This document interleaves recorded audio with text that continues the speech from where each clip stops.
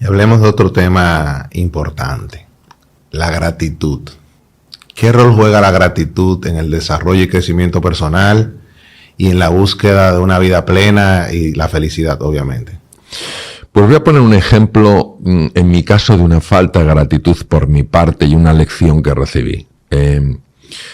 Yo he colaborado en un programa que se llama El Camino Interior, es el Camino Santiago, que es muy conocido a nivel mundial, y tiene una serie de capítulos donde una serie de personas hacemos una etapa. Y vamos hablando con el director del programa, que es Miguel Ángel Tobías, vamos hablando sobre distintas cosas del viaje interior, porque cuando uno ha hecho el Camino Santiago, parte del Camino Santiago, hay un viaje exterior precioso, porque es un paisaje, Galicia es maravillosa y en general España es precioso y puedes ir de distintos sitios, pero no cabe duda que se mueven cosas por dentro. Yo lo he experimentado y es verdaderamente sorprendente, ¿no?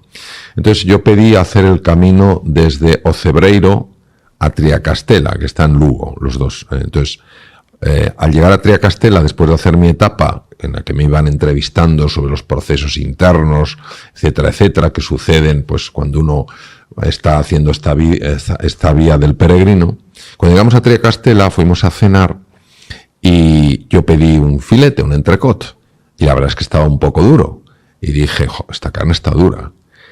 Y el director, Miguel Ángel, me miró con una sonrisa y me dijo, Mario, no hay carne dura, hay falta de hambre. Wow. Y en ese momento yo me quedé pensando y dije, el problema no es que la carne esté dura o no, que para mi paladar tal vez lo esté. El problema es que no estoy sabiendo apreciar que hay mucha gente en el mundo que mataría por eso, que nunca podrá comer este entrecot. Entonces, la gratitud es, yo creo que, un ejercicio necesario para saber valorar lo que se tiene. Y es impresionante la investigación que se ha hecho sobre la gratitud y el impacto en la salud, porque se ha demostrado que la gratitud produce algo en el sistema nervioso que genera un equilibrio tal que la tensión arterial se regula mucho mejor, personas diabéticas, los niveles de azúcar se gestionan mejor. Es decir, no cabe duda que el ser humano, cuando vive en la gratitud, tiende a estar más sano que cuando vive en la queja. Y es una estrategia muy sencilla, muy útil, muy estudiada en hospitales de la talla, la Clínica Mayo en Rochester, Minnesota, donde tú antes de acostarte, o sea, antes de dormirte, recuerdas 3 o 4 cosas por las que te sientes agradecido y vas a ver cómo las encuentras. O sea, uno da por hecho que todo el mundo ve. No, hay mucha gente que es invidente, o que todo el mundo oye. No, hay mucha gente que no puede oír la música ni puede oír la voz de sus hijos.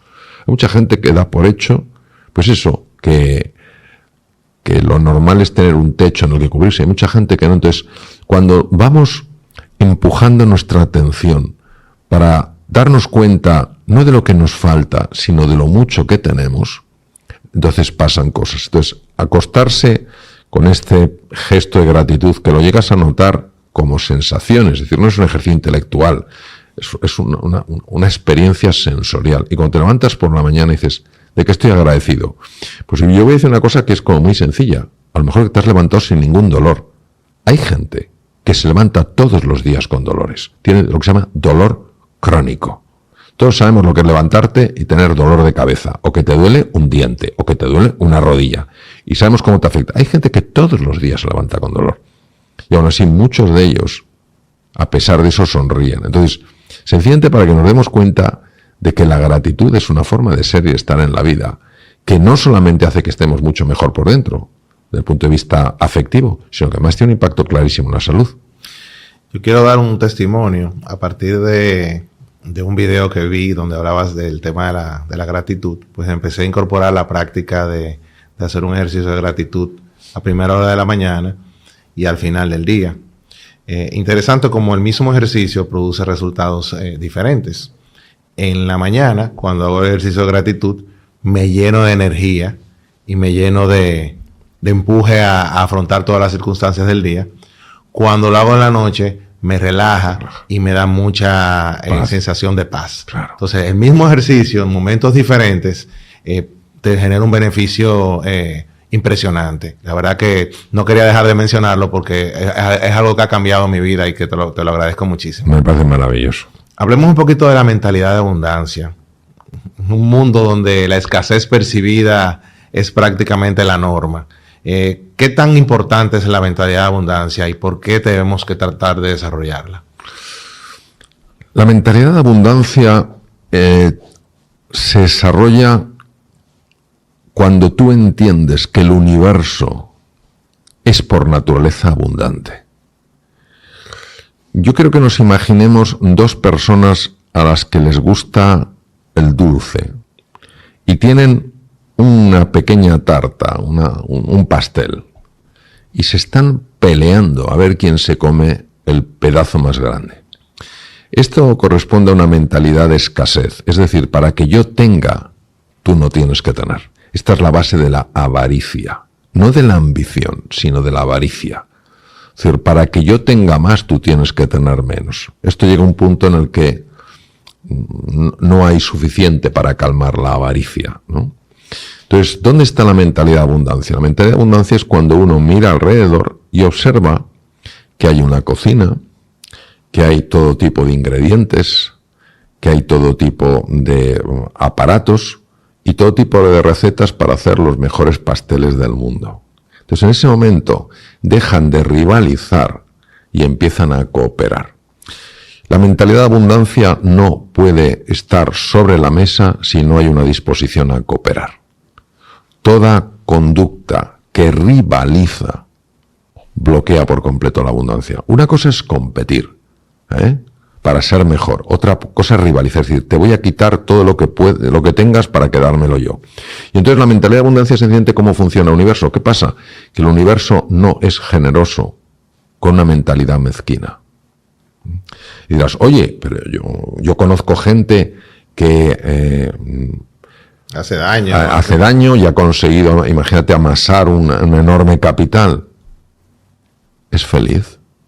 Y probablemente, digamos, absolutamente no. Está absolutamente angustiado para que no se le quite algo. Yo recuerdo hace muchos años que leí en un libro de Dale Carnegie que se llamaba Cómo eliminar, algo así como cómo eliminar las preocupaciones de la vida. Hace muchos años lo leí, que Rockefeller era un hombre tremendamente avaricioso, ponía. Entonces, en una ocasión, o sea, él tenía que acumular más y más dinero. En una ocasión tenía que cruzar un barco suyo con un determinado cargamento el lago Michigan. Entonces, él se encargó de no asegurar el cargamento porque, según los reportes que recibía, el lago Michigan estaba en calma. El lago Michigan es como un mar, es inmenso. Pero en medio de la travesía se enteró de que había cambiado las condiciones del lago y ahora había unas olas tremendas. Y que posiblemente el barco se hundía porque las olas eran brutales. Entonces rápidamente se las arregló para asegurar el barco, aunque de una manera un poquito curiosa, ¿no? Sí. Dando por hecho que el barco se hundía y que perdía el cargamento. Bueno, llegó al otro puerto sin ningún tipo de problemas. Y entonces tuvo una crisis de ansiedad por haber pagado el seguro cuando tenía que haberlo pagado. El resultado es que, según comentaba Carnegie en este libro, Rockefeller empezó a tener ciertos problemas digestivos y llegó a desarrollar úlceras en el estómago. Se llaman úlceras de estrés. Es la úlcera de Cushing, que se llama, descrita por el gran neurocirujano norteamericano Harvey Cushing. Entonces, la úlcera de Cushing produce grandes hemorragias digestivas y en aquella época no había medicación como hay hoy en día, medicaciones súper sofisticadas que te bloquea la producción de ácido clorhídrico por la célula oxíntica, que es la que produce el ácido clorhídrico en el estómago. Es decir, que estaba en una situación muy delicada y estaba en su mansión con una sonda. Habían montado una especie de hospital y le habían puesto una sonda nasogástrica, un tubito hasta el estómago, por el cual le inyectaba una especie de papilla alcalinizante para intentar bloquear el nivel de acidez. Y parece ser que en ese momento Rockefeller tuvo como un breakthrough, un momento de, dijo, el hombre más rico del mundo, tomando una comida que despreciaría un mendigo. Que no funciona en mi vida. Yo Yo creo que la mentalidad de abundancia es aquello que uno descubre cuando piensa en el bien de los demás, cuando no solo piensa en el suyo. Y la mentalidad de abundancia no solo tiene que ver con cosas materiales, porque si una persona solo tiene cosas materiales y no tiene personas que la quieran, un motivo real para vivir, una ilusión en su vida, etcétera, etcétera, es muy pobre. Así Es muy pobre. Entonces la mentalidad de abundancia no tenemos que verla solo en las cosas, sino en las experiencias que tienes, en la gente que te quiere. De hecho, el estudio más largo sobre la felicidad que hay en el mundo, que lo lleva a cabo en la Universidad de Harvard ya varias décadas, el elemento clave de la felicidad no es lo que tienes, sino de quién te rodeas. Exacto. La gente que tienes, no son las cosas que tienes, sino la gente que tienes a tu alrededor. Entonces, en esa mentalidad de abundancia todos lo entendemos. En fin, tú y yo somos muy buenos amigos, Ney. Quiero decir, si tú ves en mí un amigo como lo ves y yo veo en ti un amigo como lo veo, pues es más fácil que cooperemos juntos para el bien de todos. Si yo veo en ti un rival, si al final voy a perder, aunque solo sea en la tensión que me va a generar, ¿no? Entonces, la mentalidad de abundancia es a lo que somos llamados todos, pero para eso tenemos que buscar el encuentro con la otra persona y tener esta disposición a cooperar.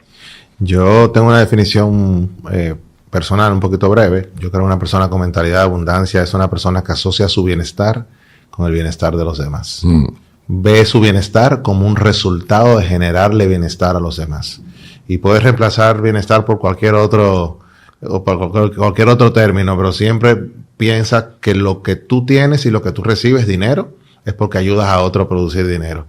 Y así sucesivamente. Salud, también lo mismo. Yo creo que el principio de abundancia es el de dar, partiendo de la premisa de que todo lo que des lo vas a recibir multiplicado. Sí. No sé si tú estás de acuerdo. Sí, no, yo creo que es una forma mucho más escueta y directa el explicar lo que es el principio de la abundancia. Así lo creo, sí, lo comparto. Y hablemos un poquito del estrés. Yo creo que es algo que es inevitable en la vida, sobre todo en el mundo acelerado en el que vivimos. Sin embargo, deben haber formas, primero, de cómo gestionar este estrés, pero más que gestionarlo, evitar que nos impacte en nuestra salud y bienestar. ¿Puedes darnos algunos consejos alrededor de él? Sí, claro que sí. Lo primero, tenemos que superar una gran confusión que hay incluso hoy en día con el tema del estrés, porque equiparamos estrés con enfermedad. Lo mismo que equiparamos ambición con avaricia. No es lo mismo. Lo mismo que equiparamos a veces competir con rivalizar. Son dos cosas distintas. La vida sin estrés sería físicamente imposible. Es decir, los mecanismos del estrés no están por un capricho de la naturaleza, sino por una necesidad para ayudarnos a estar bien. Por ejemplo, los mecanismos de estrés se ponen en marcha cuando una persona percibe un peligro a su integridad física. Si no existieran mecanismos de estrés, nosotros no hubiéramos sobrevivido los 2,5 millones de años que lleva la especie Homo sobre la Tierra, ¿no? Si nosotros en un momento determinado no tuviéramos estrés, no tendríamos la motivación para alcanzar determinadas metas y conseguir determinados objetivos. No tendríamos la capacidad para superar determinadas pruebas porque el estrés tiene que aflorar determinados recursos. Por tanto, el estrés en su conjunto no es malo, es una reacción del organismo que incluye la dimensión física, la dimensión mental, emocional, relacional, etc., ante una novedad. Por tanto, vamos a hacer una distinción entre lo que es la forma útil, positiva, beneficiosa del estrés y lo que es la forma negativa. ¿Qué es la forma negativa de estrés? De hecho, tiene un nombre distinto, se llama distrés. Lo mismo que la forma positiva se llama eustrés. Estas son dos palabras que inventó pues el padre de todo el estrés, el profesor austríaco Hans Selye. Entonces, el eustrés está muy bien quedándose donde está. Porque en ese momento en España decimos nos ponemos las pilas, nos ponemos más atentos, tenemos más energía, hay una mayor liberación de adrenalina. Esto es muy típico, por ejemplo, en cirugía. En cirugía, siempre que haces una intervención, sobre todo si son intervenciones complicadas o intervenciones de urgencia, tienes un punto de eustrés. Y ese punto de eustrés te ayuda a estar mucho más enfocado, no estar distraído, eres mucho más rápido, tienes más agilidad, no te cansas. Yo he hecho operaciones de 9 horas seguidas, una única operación, y no te crees el nivel de aguante físico que puedes tener prácticamente sin moverte, porque el cirujano opera de pie, no se sienta como un oftalmólogo, como un neurocirujano, ¿no? Entonces, ¿qué es el distrés? El distrés es la forma crónica de estrés, es decir, no hay recuperación. Es decir, un cirujano, después de hacer una operación larga, tiene que descansar, tiene que recuperarse. Un ejecutivo, después de llevar a cabo un proceso complicado, una reunión difícil, en fin, todas estas cosas, tiene que descansar. Una persona que está estudiando en la universidad o en el colegio, después de un tiempo de intenso, tiene que descansar. Un padre, una madre que están dedicándose a sus hijos y les requiere muchísima dedicación, por el momento que tienen que descansar. ¿Qué es el distrés? El distrés es cuando tú quitas esos periodos de recuperación. Hoy sabemos que el gran problema en nuestra sociedad es que no hay procesos de recuperación. Estamos constantemente experimentando picos de estrés. Y esta forma de estrés es diferente hasta desde el punto de vista bioquímico. Porque si bien hay cierto nivel de adrenalina, empieza a hacerse como dominante una hormona diferente que es el cortisol. Y el cortisol, liberado de esta manera, de forma constante y con cifras que pueden ser 20% superior a lo normal, es muy dañina al organismo. Entonces, esto es lo primero que tenemos que reconocer, que hay dos formas. Y que nos hemos acostumbrado a considerar que el estrés es siempre malo cuando es el distrés. Por tanto, ¿qué es lo primero que yo recomendaría a una persona? Lo primero que le diría es lo siguiente. Por más glamuroso que parezca que sea o que es el estar estresado, no es que no tengo tiempo para nada, esto es una ficción, esto es una falacia, esto es una mentira. Una persona distresada, una persona con estrés crónico es una persona cuya eficiencia se reduce de una manera brutal, cuyas relaciones se deterioran, cuya salud física empeora, cuyo estado de ánimo cae en picado. Por tanto, no tiene nada ventajoso. Mira que yo soy una persona que por entrenamiento siempre busco algo positivo en todo. Llevo años estudiando el distrés. Hemos hecho trabajo de investigación con el distrés. No he encontrado nada positivo en el distrés. Nada. Nada. Entonces, ¿qué quiere decir? Pues que no tiene sentido. ¿Qué podemos hacer? Pues imponernos pausas de recuperación. Entender que la recuperación no es un lujo, es una necesidad. Las vacaciones no son un lujo, son una necesidad. Poder descansar un fin de semana, aunque sea unas horas, no es un lujo, es una necesidad. Y nuestra sociedad no para de inventar nuevos medicamentos para reducir la ansiedad y la depresión y no se va al origen, que es muchas veces la falta de recuperación. Da la sensación que una persona, todos tenemos agendas complicadas, eso no lo podemos negar, pero da la sensación de que la persona más exitosa es la que no tiene un minuto para nada. Bueno, yo creo que esto es un error, que lo compramos con mucha frecuencia, pero no es así. Entonces, yo lo que diría es, hay que buscar momentos de recuperación a lo largo del día. Yo, en lo personal, pienso que más que aspirar al balance, que en mi percepción no existe, lo que tenemos que aspirar es a la compensación. Es decir, van a haber momentos donde tú tienes una conferencia, tienes que preparar la conferencia, vas a hablarle a decenas de miles de personas al mismo tiempo. Es normal que tengas un poco de estrés y que también termines agotado si es una jornada intensa. Entonces, en ese momento tú no puedes estar hablando de balance, no puedes estar hablando de tener todo en equilibrio. ¿Por qué? Porque tienes un reto por delante que tienes que asumir. Sin embargo, luego ya cuando termines eso, buscar formas de descomprimir, liberar esa presión, recargar energías, etcétera, etcétera. Entonces yo pienso mucho en la compensación, es decir, me implica un esfuerzo aquí, pues ahora compenso en igual proporción con algún mecanismo de compensación. Absolutamente. Es así, es decir, porque si esos mecanismos de compensación no se aplican, se acumula lo que se llama carga alostática. Nadie sabe hoy en día lo que es la carga alostática, debe ser algún tipo de residuo físico-químico, no sabemos muy bien lo que es, pero produce un deterioro en el organismo. Es como una lavadora que se va acumulando sal o ciertos residuos, sí, y no se limpia en un momento en que la lavadora no funciona. Sí. Pues a nosotros nos pasa igual. Entonces, tenemos que entender que el organismo necesita periodos de recuperación.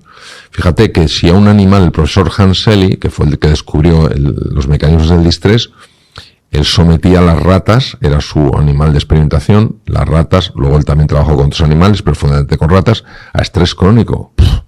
No sabes las lesiones que les producía, o sea, es impresionante los descubrimientos del profesor Selye, unas úlceras en el estómago, una atrofia de las glándulas suprarrenales por haber sido agotadas por el propio estrés, en fin, todo tipo de problemas. Es decir, tú sometes a un animal a un estrés crónico, un distrés, y le acabas haciendo mucho daño. Pues el ser humano tiene una naturaleza también biológica. No podemos pensar que porque intelectualmente seamos más avanzados, fisiológicamente podemos hacer lo que nos dé la gana. No. Y yo afortunadamente estoy viendo que las empresas esto se lo están empezando a tomar muy en serio. Pues claro, cuando las personas empiezan a romperse, yo me acuerdo hace años, bueno, no tanto, di una conferencia sobre la gestión del estrés para una empresa muy grande, eran ingenieros de muchos países del mundo, y había un pequeño cóctel después y se me acercó uno de los ingenieros y me dijo: Mario, muchas gracias por haber venido, porque es la primera vez que en esta empresa se habla de esto. Ya no podemos más, nos estamos rompiendo. Entonces, wow, yo creo que tenemos que tomarlo en serio. Definitivamente. El propósito. Hablemos del propósito. Quisiera recibir algunas sugerencias tuyas sobre, primero, cómo encontrar el propósito o nuestro propósito y cómo cultivarlo y desarrollarlo. ¿Tienes algunas ideas que puedas compartirnos en ese sentido? Sí, para mí el propósito no responde a la pregunta ¿por qué?, sino a la pregunta ¿para qué? Entonces, yo escribo un libro que se llama El Guardián de la Verdad en la tercera puerta del tiempo, y en la portada, que es una portada como de viajes, pone una frase: ¿para qué has venido a este mundo? O sea, el propósito, descubrir tu propósito es descubrir para qué has nacido. No has nacido por casualidad. Nadie ha nacido por casualidad. Quien se crea que esto que estamos viviendo es fruto del azar, yo le invitaría a que mirara con mayor profundidad. Ninguno hemos nacido por casualidad. Todos hemos nacido para cumplir un plan que mejora este mundo. Voy a poner un ejemplo. Hace unos días estaba en una isla maravillosa que yo quiero muchísimo, que es Mallorca. Fui a Palma a dar 2 conferencias. Y iba con mi mujer del hotel al aeropuerto, y el taxista era encantador. Y en ese momento llamó una señora y le dijo: ahora no puedo hablar, cariño. Y luego te llaman 20 minutos. Pero súper cariñoso. Pero claro, la llamó cariño y dije: ¿cómo va a ser su mujer? Si tiene una voz, es una mujer con mucha edad. Y entonces nos contó, es una vecina que tiene 90 años, que había perdido a su marido y había perdido a su hijo, su único hijo, y que en plena pandemia, que no se podía apenas salir, fue a él, él es taxista, para pedirle que le llevara a un supermercado para claro, conseguir algunos productos.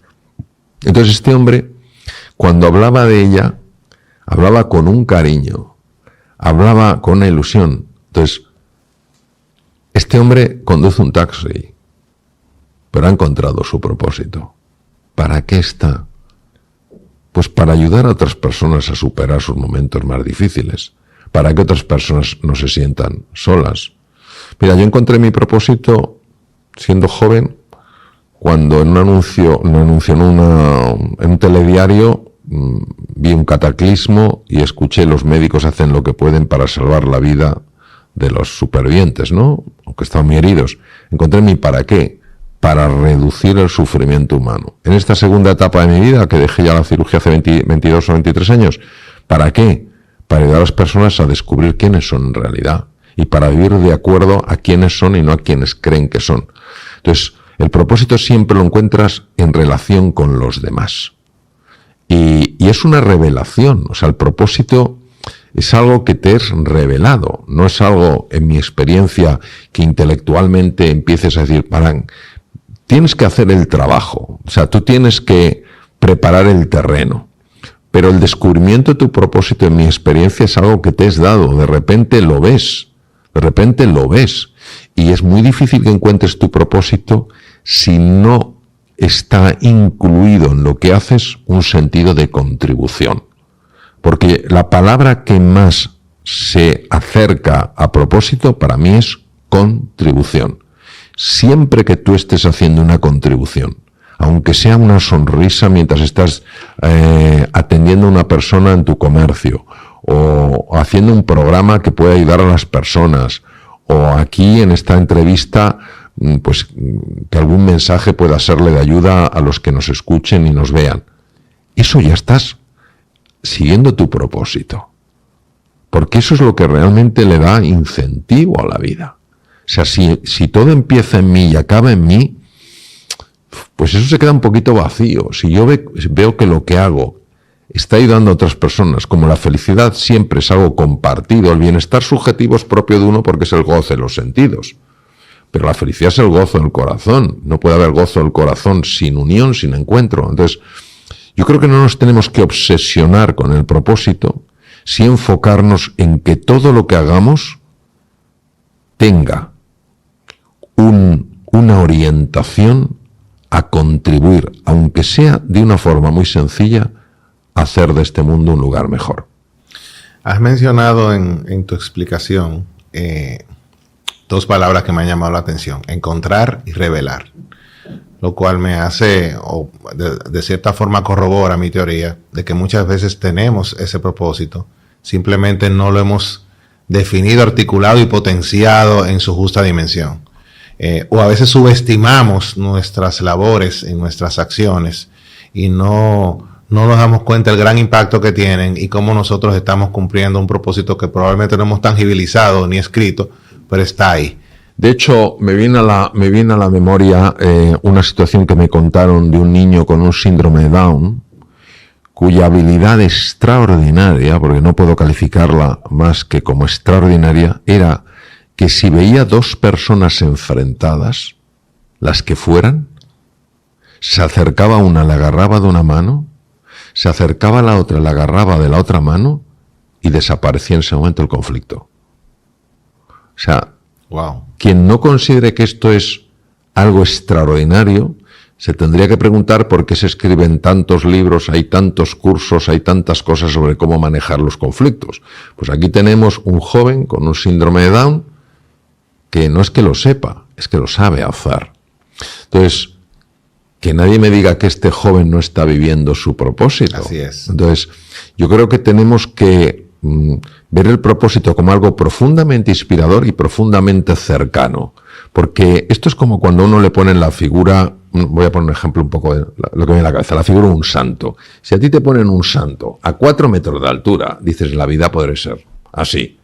Pero si te muestran que un santo era una persona con sus defectos, con sus ilusiones, con sus caídas, y sencillamente que buscó ayudar a los demás a tener un nivel mayor de felicidad y un nivel menor de sufrimiento, y dices, oye, esto lo puedo hacer yo. Entonces, al final, en potencia, somos todos santos. Entonces, lo que te quiero decir es que no tenemos que buscar, desde mi punto de vista, el propósito en algo muy glamuroso, en algo muy, no, yo quiero. Fíjate, yo me acuerdo una vez en una conferencia que di en una ciudad que es preciosa, que es Santiago de Compostela, donde acaba el Camino de Santiago, ¿no? De una conferencia sobre el mundo de las emociones, y había una parte de preguntas, y entonces una señora, en este caso una señora arriba, en un palco pidió el micrófono, fue una persona a darle el micrófono, pero de una voz hizo, yo quiero cambiar el mundo, ¿por dónde empiezo? Y le dije, por usted misma. Se quedó callada y se sentó. Impresionante. Claro, entonces, el propósito no hay que vivirlo para salir en los periódicos, en la televisión, o para que los demás nos aplaudan. El propósito nunca te lleva a querer brillar, lo que te invita es a querer iluminar para que otros puedan brillar. Y yo creo que ese punto es muy importante porque está muy separado del ego humano. El ego humano no entiende el propósito, porque claro, el ego humano no entiende de la contribución. El ego humano no entiende el encuentro con el otro, ¿no? No entiende principios de la abundancia, lo entiende mí, mío, para mí, siempre yo, ¿no?